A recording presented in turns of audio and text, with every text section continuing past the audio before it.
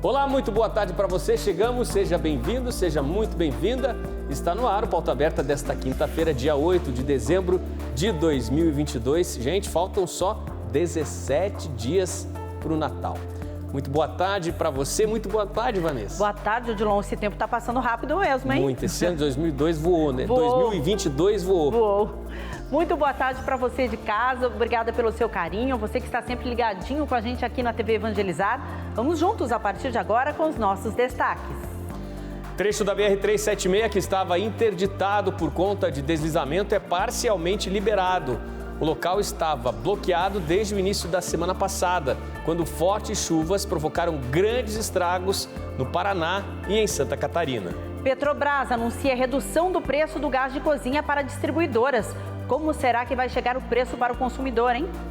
As 216 agências do trabalhador no estado do Paraná disponibilizaram mais de 10 mil vagas de emprego. E melhor ainda, com carteira assinada. Segundo o levantamento da Fiocruz, o Brasil conta com uma fila de mais de 1 milhão de procedimentos médicos atrasados no SUS. Produção nacional de grãos é estimada em quase 320 milhões de toneladas na safra 2022-2023. Com a consolidação dos dados, a safra brasileira de trigo deve encerrar o ano com aproximadamente 1 milhão de toneladas. Fique ligadinho com a gente, o Pauta Aberta começou.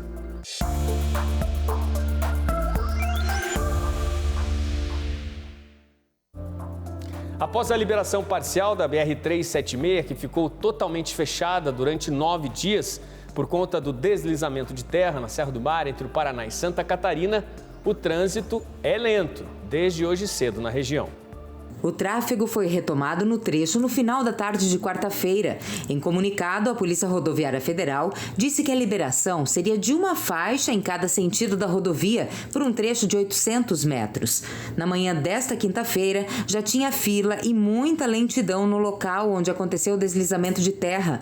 Por volta das 6h30 da manhã, o congestionamento na pista sentido Guaratuba era de 3 quilômetros, enquanto no sentido Curitiba era de 11 quilômetros. A orientação é que motoristas trafeguem com calma na região, que foi revitalizada.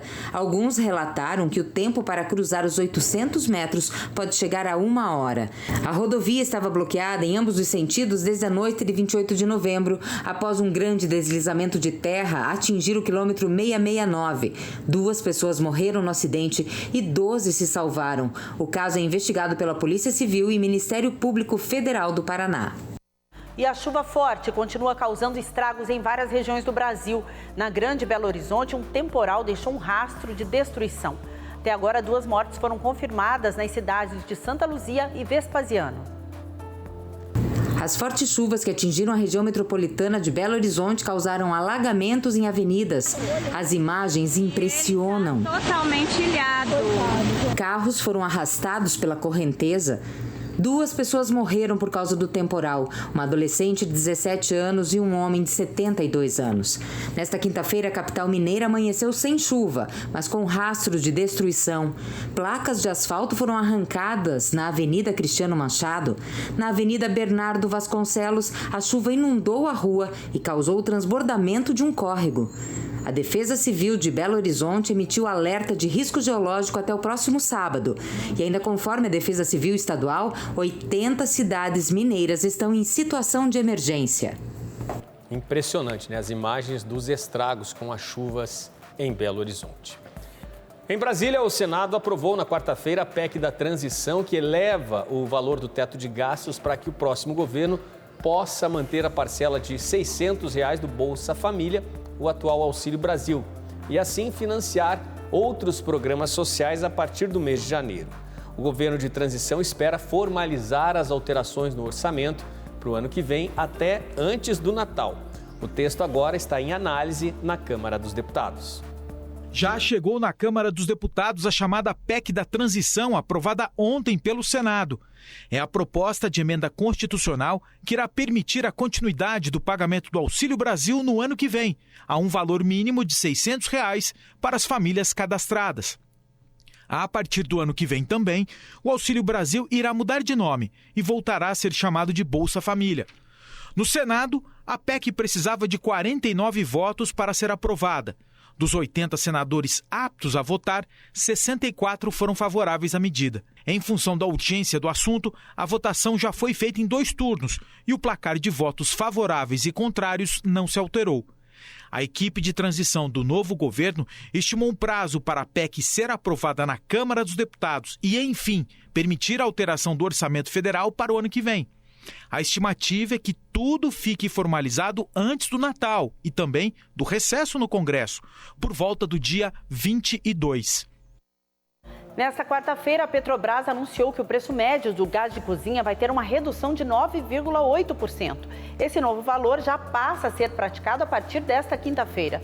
A Luciana Macedo tem mais detalhes para a gente e vai falar também quando o consumidor deve sentir essa redução. Olá, Luciana.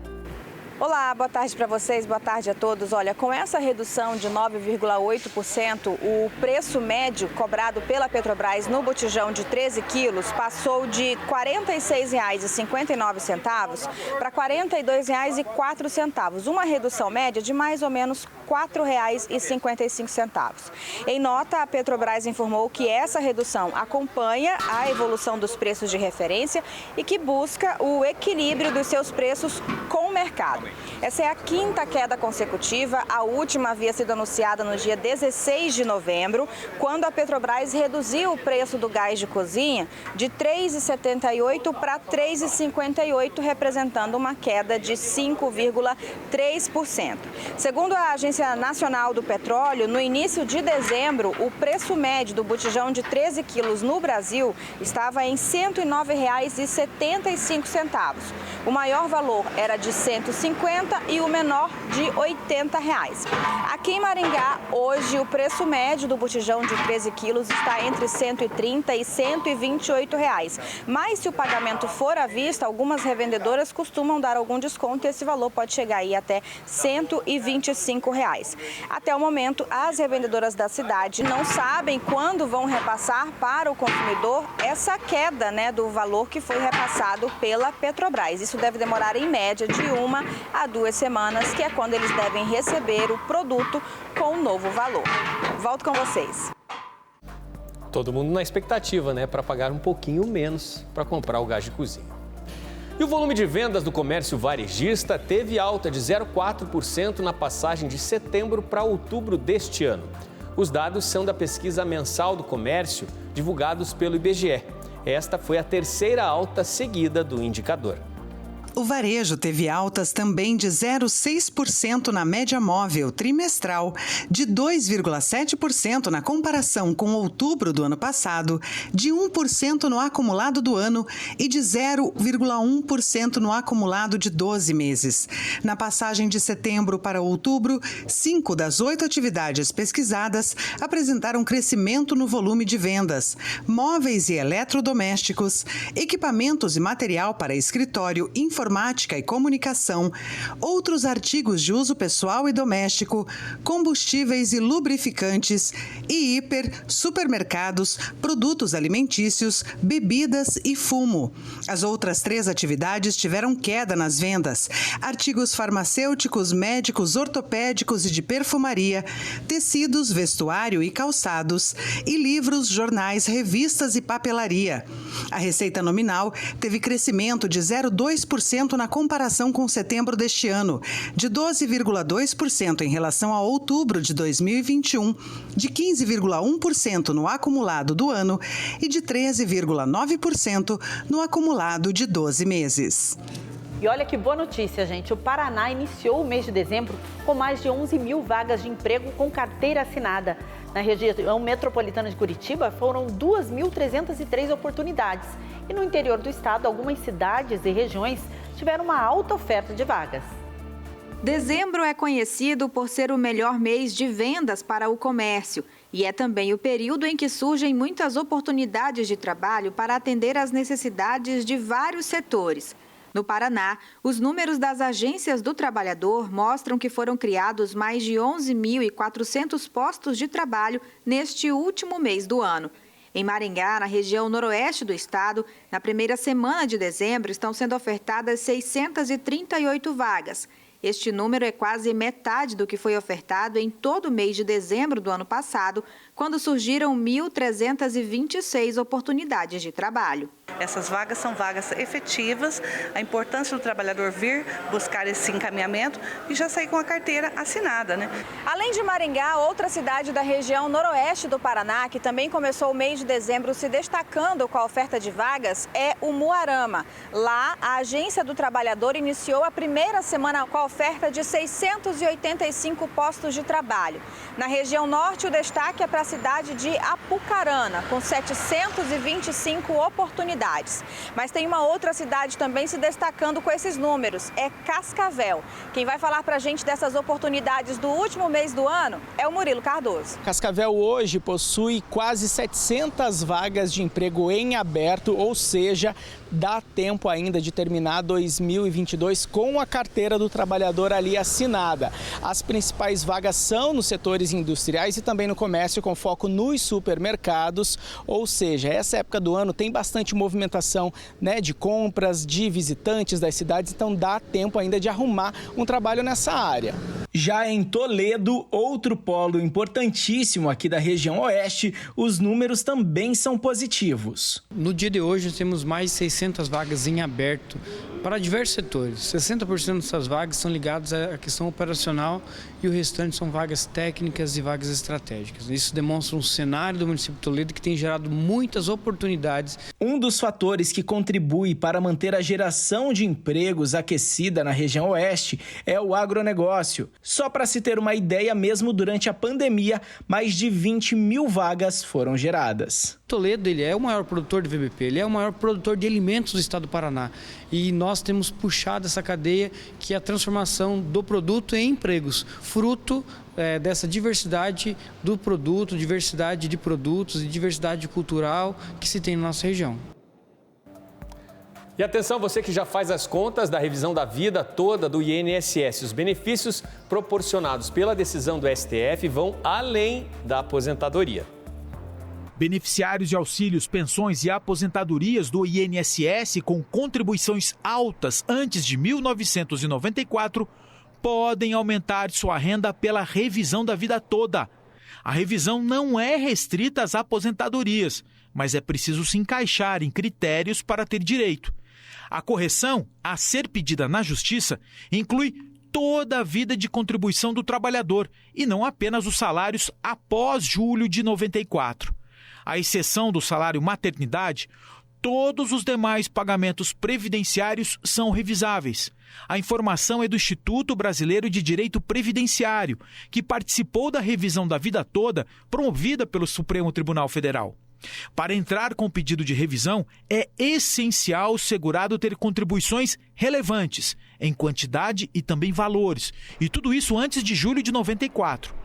Poucas contribuições após julho de 94 também são consideradas importantes. Essas contribuições serão incluídas no cálculo do benefício.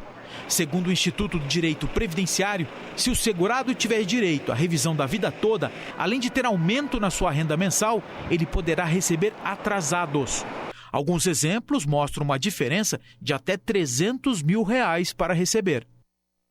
Algum procedimento seu agendado pelo SUS está atrasado? Saiba que você faz parte de um montante de mais de 1 milhão que segue na fila, aguardando a vez. O Murilo Cardoso vai contar para a gente os detalhes.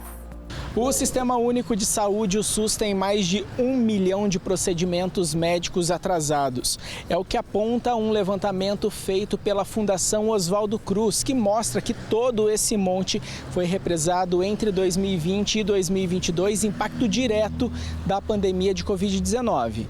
No recorde regional, o relatório da Fiocruz aponta 23 mil procedimentos não realizados entre 2020 e 2022, na comparação com a média anterior à pandemia, na região norte do Brasil. O Sudeste apresentou o maior déficit em relação à média antes da pandemia, 398 mil procedimentos a menos desde o início da crise sanitária. Já a região Sul apresentou grande déficit de tratamentos clínicos em 2020 e, apesar de melhora nos anos seguintes, segue com dados preocupantes.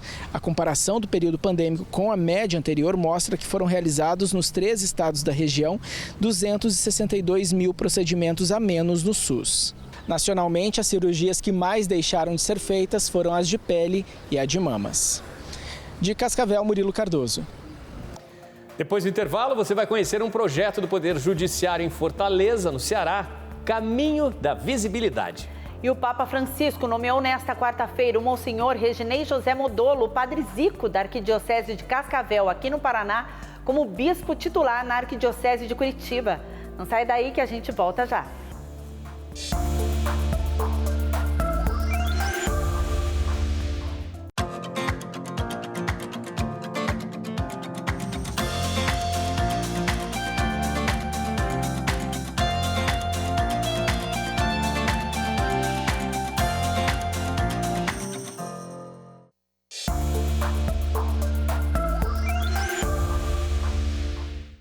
Pauta Aberta está de volta para este segundo bloco. Você de casa sempre ligadinho com a gente aqui na TV Evangelizar. Muito obrigado pelo carinho da sua companhia. O Papa Francisco nomeou na quarta-feira o Monsenhor Reginei José Modolo, o padre Zico, da Arquidiocese de Cascavel, aqui no Paraná, como bispo titular na Arquidiocese de Curitiba. À frente da Catedral Nossa Senhora Aparecida desde abril de 2020, padre Zico deve assumir a nova missão de auxiliar Dom José Antônio Peruso, arcebispo de Curitiba, a partir do primeiro semestre de 2023. E na manhã desta quarta-feira, o Monsenhor Reginei José Modolo, padre Zico da Arquidiocese de Cascavel, na região oeste do Paraná, foi nomeado pelo Papa Francisco como novo bispo auxiliar da Arquidiocese de Curitiba, na capital do estado. Uma coletiva foi realizada para anunciar a nova função do Santo Padre. É um momento que misturam-se sentimentos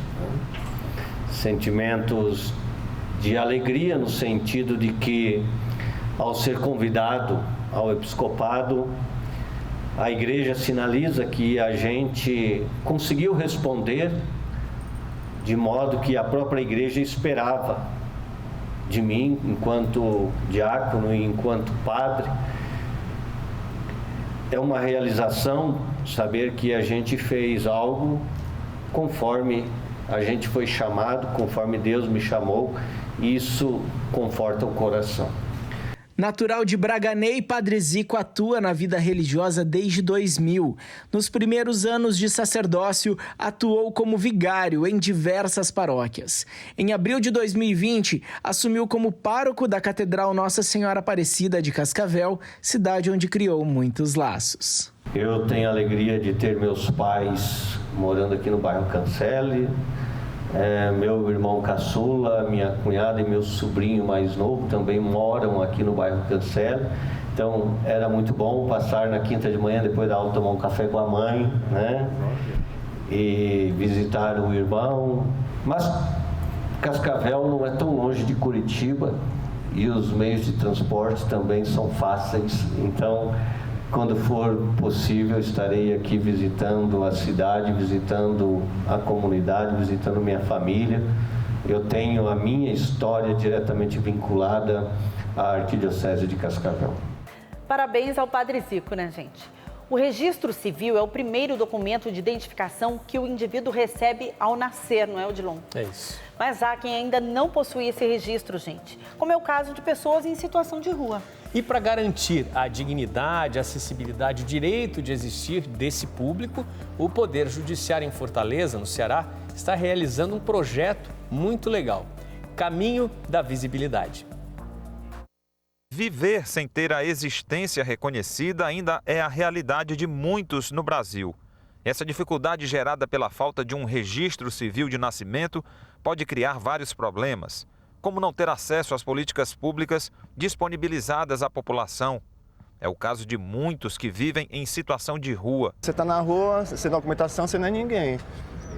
Se a pessoa chegar perto daquela pessoa aí, como é teu nome, que se identifica, cadê a sua identificação? Meu nome é Francisco, mas cadê o seu nome no papel? Não tem. O projeto Caminho da Visibilidade do Poder Judiciário foi criado para tentar mudar essa situação, emitindo certidões de nascimento para pessoas em situação de vulnerabilidade social. Desde que surgiu, já foram atendidas mais de 200 pessoas. A gente faz um trabalho de busca, utiliza o CRC Jude e costuma ser em média 30 dias. Algumas certidões a gente consegue logo e outras demoram um pouco mais em razão da dificuldade em encontrar, né? Que muitas vezes eles não sabem realmente onde foram registrados ou se foram. Então é preciso realmente fazer uma busca bem detalhada. A equipe do Poder Judiciário percorre os principais pontos de concentração de pessoas nessa condição. Um dos locais beneficiados com o projeto é a Praça da Bandeira, aqui no centro da cidade. Com essa certidão em mãos, é a dignidade resgatada. É proporcionar dignidade às pessoas, valorizar a pessoa de rua, efetivar, resgatar a cidadania, porque sem o documento elas não conseguem nem tomar uma vacina, não conseguem ser reconhecidas como ser humano, elas não conseguem ser inseridas numa política pública. Então é um trabalho de inclusão social. Certidão exibida com orgulho. Após o recebimento do documento oficial, a pessoa garante sua existência perante o Estado e a sociedade. O trabalho está sendo feito em parceria entre a Corregedoria Geral da Justiça, o Fórum Clóvis Bevilacqua e o Tribunal de Justiça do Ceará. Garantia para pessoas que não podem se apresentar, como seu Pedro. Para onde vai, leva junto a prova de que está registrado e existe. Quem me conhece sabe que eu sou Pedro, né? Quem não conhece não sabe, né? Aí o senhor mostra o documento. Aí eu mostro o documento quando as pessoas não me conhecem. Pergunto, uma senhora na Praça Ferreira perguntou o meu nome uma vez. Eu não disse porque estava sem documento. Trabalho importante, né, que está sendo realizado em Fortaleza e que sirva de exemplo aí para outras cidades pelo país. Primavera, verão, a chuva continua se espalhando pelo país. Produtores de café, cana-de-açúcar e produtores de cítricos do interior de São Paulo estão preocupados com a intensidade e os impactos que as fortes chuvas estão ocasionando.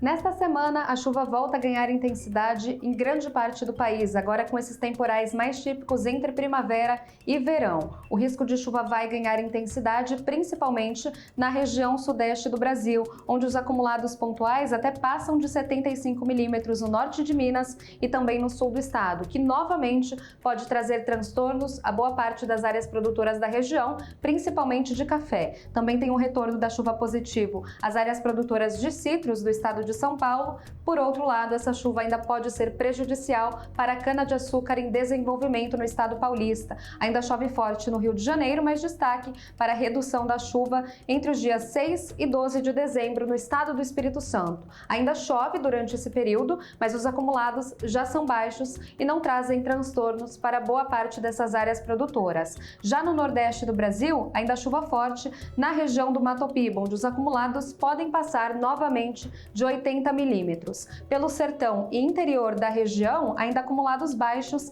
não passando nem de 10 milímetros, pelo menos até o começo da próxima semana. Lembrando que para as áreas produtoras de cana-de-açúcar do estado do Pernambuco, esse período sem chuva de forma mais volumosa ainda é benéfico. Já em boa parte do Brasil, chuva espalhada entre o norte, o centro-oeste e também a região sul, com destaque para pouca chuva no estado gaúcho, que pode diminuir a água disponível no solo. E uma boa notícia no campo, uma super safra de grãos. Essa é a estimativa para a safra 2022-2023. De acordo com o levantamento da Companhia Nacional de Abastecimento, a expectativa de produção de grãos para esta safra é de 312 milhões de toneladas. A área total de plantio no Brasil é de 77 milhões de hectares. Com isso, a agricultura mantém a tendência de crescimento observada nos últimos anos, também com previsão de recorde. No caso da soja, a área de plantio cresceu 4,6% sobre a área da safra passada, ficando com 43,4 milhões de hectares. A safra de soja deve chegar a um volume recorde de 153,5 milhões de toneladas, ou seja, 22,2% acima da safra anterior. Para o milho, a Conab prevê uma produção total de 125,8 milhões de toneladas na safra 2022-2023, com aumento esperado de 11,2% comparado à safra anterior. O arroz tem área estimada em 1,5 milhão de hectares, com uma redução de 9,5% em relação à safra anterior. A produção está prevista em 10,4 milhões de toneladas. O feijão também aponta redução de 2,3% na área total a ser semeada. A produção total de feijão no país, somada às 3 safras, é estimada em 2,9 milhões de toneladas. Já o algodão deve crescer cerca de 2,3% na área a ser semeada, totalizando 1.600.000 hectares, com produção prevista de 2,9 milhões de toneladas de pluma. Para o trigo, a expectativa de aumento é de 11,5% de produtividade e de 11,6% da área cultivada em relação à safra passada, com produção recorde de 9,6 milhões de toneladas de trigo, valor 24,4% maior que a do ciclo anterior. Fósseis de um dinossauro foram encontrados durante obras de duplicação da BR-153 no quilômetro 85 em Mirassol, no interior de São Paulo. A suspeita é de que os vestígios encontrados sejam de uma espécie que viveu no chamado período Cretáceo, conhecido como o fim da era dos dinossauros. Isso há 80 milhões de anos. Segundo paleontólogos, foram encontrados um fragmento de fêmur de cerca de 80 centímetros, um húmero, osso da perna dianteira, uma vértebra caudal e um dente de dinossauro. Os fragmentos estavam a cerca de 10 metros de profundidade e levaram aproximadamente 10 horas para serem extraídos. Eles estavam em um barranco que estava sendo escavado. Por estarem próximos, os paleontólogos acreditam que sejam todos de um mesmo animal. O mais provável, segundo especialistas, é que os fósseis pertençam ao grupo de titanossauros saurópodes, quadrúpedes, de pescoço longo e herbívoros, e que viveram predominantemente na América do Sul. Esses animais teriam aproximadamente de 12 a 15 metros de comprimento e pesavam entre 10 e 15 toneladas. Um primeiro fóssil foi encontrado por funcionários da concessionária Triunfo Transbrasiliana, responsável pelas obras de duplicação na BR-153, no interior de São Paulo. Durante a escavação de um barranco, há 15 dias, os trabalhadores desconfiaram de uma rocha esbranquiçada e buscaram informações com paleontólogos da região. Os fragmentos foram levados para o Museu de Paleontologia Pedro Candolo, em Uchoa, também no interior paulista, para que paleontólogos pesquisem qual é a espécie do fóssil. O trabalho de análise deve durar em torno de 1 ano. Gente, os versos de Caetano Veloso eternizaram a esquina da Ipiranga com a São João, em São Paulo. Você lembra da música, né, Odilon? Dá uma palhinha aí. Alguma coisa acontece no meu coração. Olha, gente. E só quando eu cruzo a Ipiranga e a Avenida São João. Até que passa, né? Uma das esquinas mais famosas do país está de cara nova. Em São Paulo, a Ipiranga com a São João, cantada nos versos de Caetano, passou por uma reforma e ganhou a presença de figuras conhecidas do samba. Acompanhado por um cão, Adoniran Barbosa canta um samba enquanto batuca em uma caixa de palitos de fósforo. Outro grande sambista de São Paulo, Paulo Vanzolini, descansa tranquilamente em um banco de praça. As esculturas em bronze são da artista Cristina Mota, a mesma autora da estátua de Tom Jobim no Rio de Janeiro. Nas outras 2 esquinas, da Ipiranga e da São João, também são retratados em escultura um jovem engraxate e um fotógrafo de lambe-lambe, figuras marcantes da São Paulo antiga. O cruzamento também ganhou placas de identificação que fazem referência ao começo do século passado, calçadas mais acessíveis e seguras, restauro da iluminação e outras melhorias. O objetivo é resgatar o local como ponto de visitação e contribuir para a recuperação do centro da cidade. Cruzamento de São Paulo foi eternizado aí nos versos do Caetano Veloso agora. E agora homenageado aqui pelo nosso apresentador. E com essas belas imagens, que a gente viu com essa reforma toda. Gente, a gente está terminando hoje. Muito obrigado pela sua companhia. Temos novo encontro amanhã e, se Deus quiser, com a classificação da seleção brasileira para a semifinal da Copa. Isso aí, vai Brasil. Um ótimo fim de tarde para você. E amanhã a gente te espera aqui, tomara que em clima de festa, com a vitória do Brasil contra a Croácia. É isso. Tchau, tchau.